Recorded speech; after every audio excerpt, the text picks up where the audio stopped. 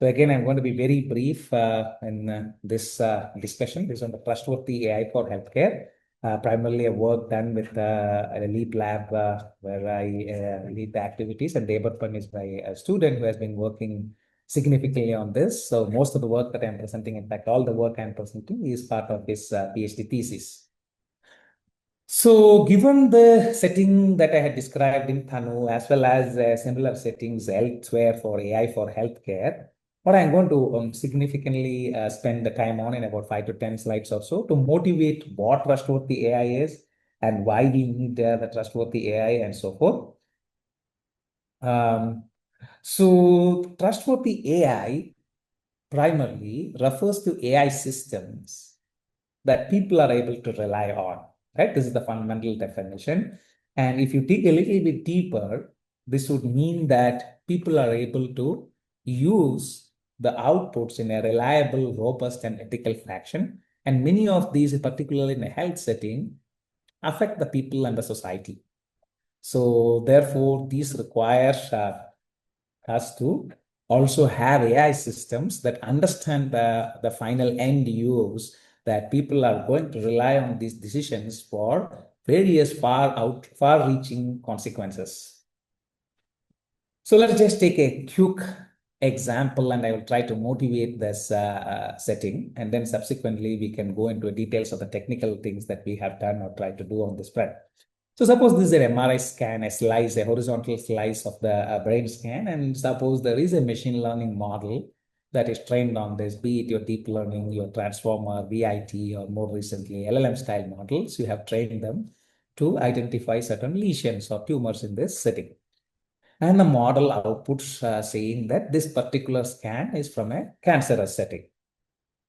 Now, what is an ML system which also provides a confidence? Let us say for this case, now the model not only outputs the decision that it is cancerous, but also provides a confidence range. It provides a number that is interpretable, that is explainable by the model. And in this case, we are saying that the model has a confidence of 65%. Right?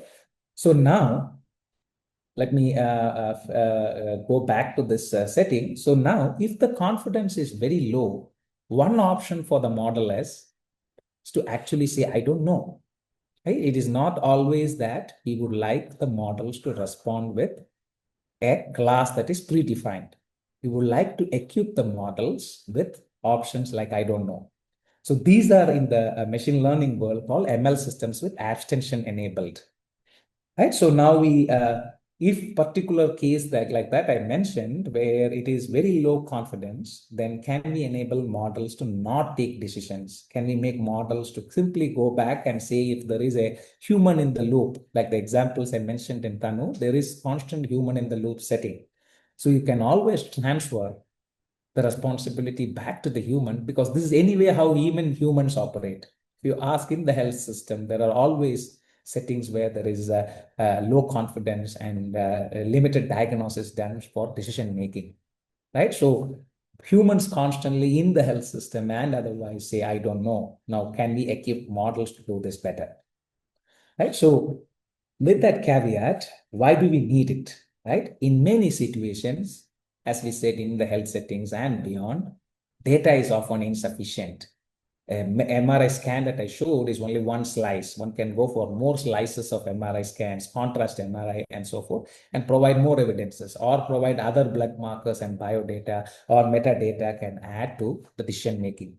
So with one slice, maybe it is very difficult to make a decision.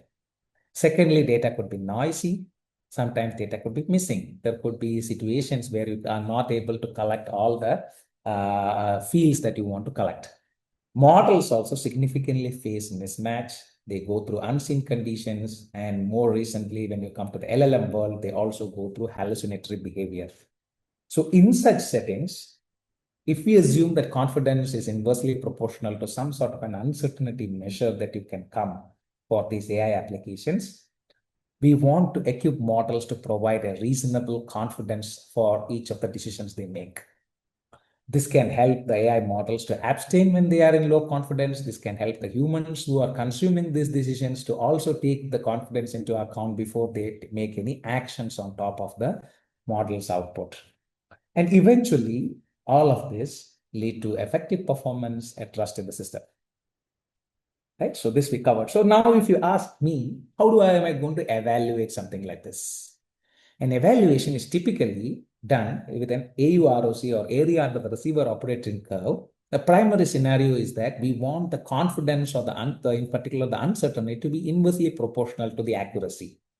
Meaning when the model is highly uncertain, you also know that the decisions are largely erroneous.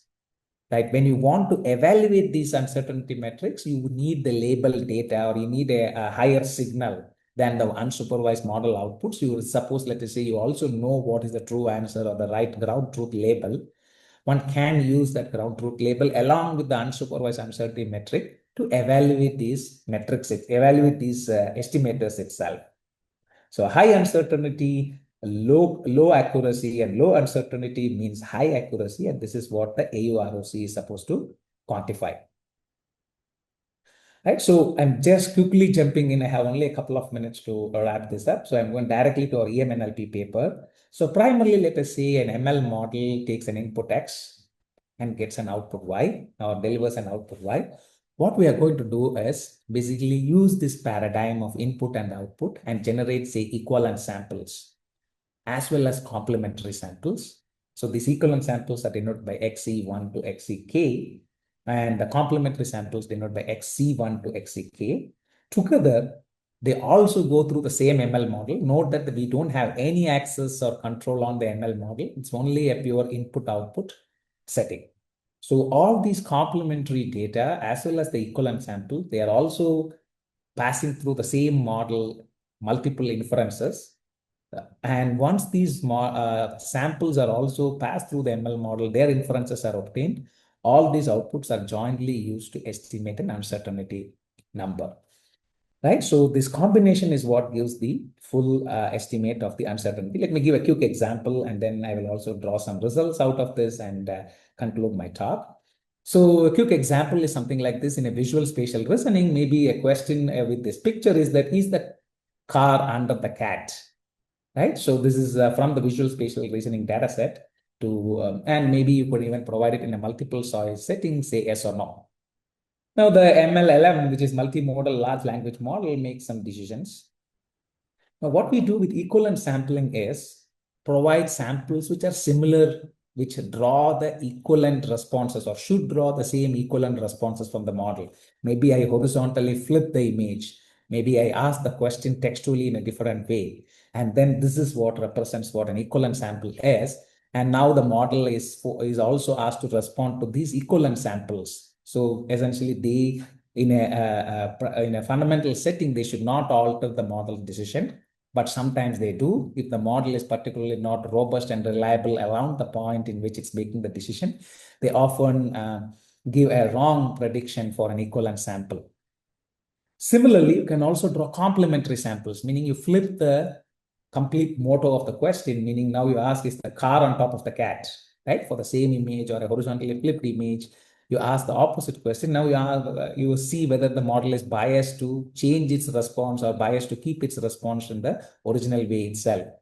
So together with these equivalent and complementary outputs, one can come up with a information theory based uncertainty metric. And now we try to evaluate whether it is giving a good AUROC or not. Turns out that on various large language model tasks like visual spatial reasoning, and we also done with audio reasoning and so forth. So for this particular figure, I have picked up the visual spatial reasoning task. The AUROC is one accuracy. The accuracy of the model is the yellow bars. And the rest of it is a prior baseline. There are a set of other baselines also compared in the paper. But as you see on an AUROC setting, we get a significant boost compared to various other prior works. Right? Fundamentally, this goes on to say that if you put in a few more equivalent and complementary samples, ask the model to respond to those, get those decisions and combine them, you can come up with a reliable confidence metric or uncertainty metric that can be used in the decision process. So that is pretty much all I had in my segment of this lectures. Thank you again for your attention, and I would be happy to hand over the floor to the next speaker.